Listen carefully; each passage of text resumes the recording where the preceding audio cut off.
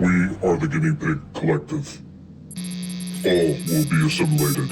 Resistance is futile. Welcome back, as we are hanging out with Cliff Jumper, the master of the Transformers. Don't you want to say hi to everybody, Cliff Jumper? Oh, there's a nice piece of lettuce there in case you want to get your payment up front. But guys, of course, you know what that means. With Cliff Jumper here, we are looking at something that is Transformers related. So this one coming by way of Hasbro and Legacy Evolution, a Walgreens exclusive, we've got Autobot Medix. So if you are a little bit unfamiliar with this character, this is because this is one that didn't appear in regular media. This was part of the Rescue Bots. And we're going to get into a little bit of why you should never, ever listen to anything that is on Wikipedia, because they do not get anything right. But before we get to that, let's go ahead and get this one out of the box and take a quick look at it. Right out of the box, here we go with Autobot Medix. As I had said, in case you were a little bit unfamiliar with this one, go ahead and look on Wikipedia. Look this thing up on their Transformers wiki, and they will have this one listed under the G1 continuity. In order for it to be G1 Wikipedia, that means it would have to be Generation 1. That means it would have had to have come out during the first waves of Transformers.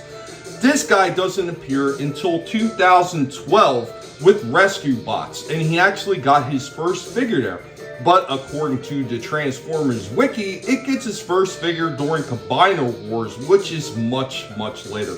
This is just a problem with anything that is wiki related. They don't know what they're talking about, and even though they supposedly have experts on Transformers, maybe even sometimes people from Hasbro claiming things, they don't know what the fuck they're talking about. This is a continuing problem. This is part of the reasons why you get really bad toy designs from Hasbro as well, because they got people who don't understand the lore and people who do not understand the characters whatsoever. They want to inject their own thoughts and their own agenda into shit, and this is where things start to go awry.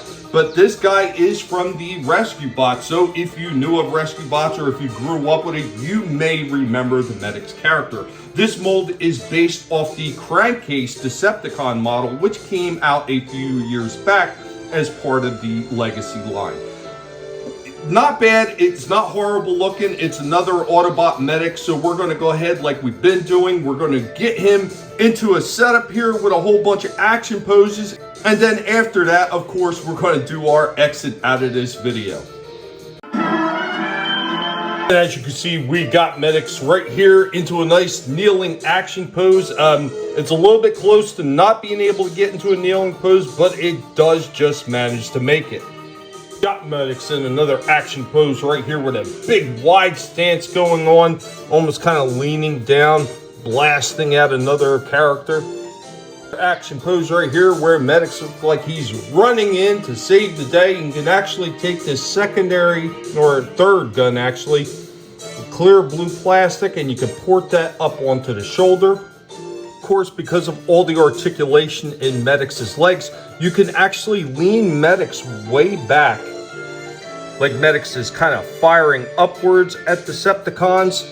And of course, you can take those red guns, you can port them onto the side, and then use the blue blaster as his primary weapon. Also, Evo Fusion all his guns with his grill / shield to create some big monstrosity cannon weapon. You can always take that grill, put it onto his arm, port it in, and turn it into a shield, and mix and match the guns any way you choose. Possibilities on how you could fuse them together to create a weapon that you want is really limited by your own imagination. I do really like that aspect. This one, it almost becomes a double-handed cannon, just the way that you could port all these things together. And after a very hot minute, we finally got Medix transformed into his ambulance SUV mode. There is a problem with this back door porting into place. It doesn't want to, and I remember having the same problem with Crankcase. The engineering on this was kind of lackluster with the arms, and the arms kind of get in the way of being able to port these doors on properly, and no matter how you squeak them in there, they just keep wanting to come back out. But there he goes like that. Not too bad. The grill is actually just kind of ports right on the front there. I mean, overall, it's not bad. I just wish they would have did something a little bit more ingenuitive with the arms to make sure that they all ported in properly. Everything else clicks in really tight after you play with it for a while, but yeah, it is a pain. Of course, like all the rest of them, you can port the weapons all on the vehicle. Again, to taking the weapons and porting them on any way that you desire. Anyway, guys, that is all we have on this one. Just like the original Crankcase one, it does have a little bit of limitation in the posabilities, especially up in the shoulders. You can get it into quite a few ranges of positions, but it can't flare out like most of the other figures do, and it's because of the overall boxy design of the top of those shoulders. Otherwise, this one is a very solid figure. A lot of articulation going all through this figure, the knees, the waist, the rockers, everything else that you would expect on this one is there. But because of the top of the shoulders, much like the Crankcase, the best that I'm going to be able to give this one is an 8 out of 10.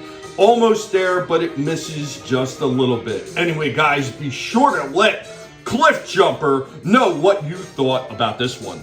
Later, y'all. The Transformers, more than meets the eye. The Transformers.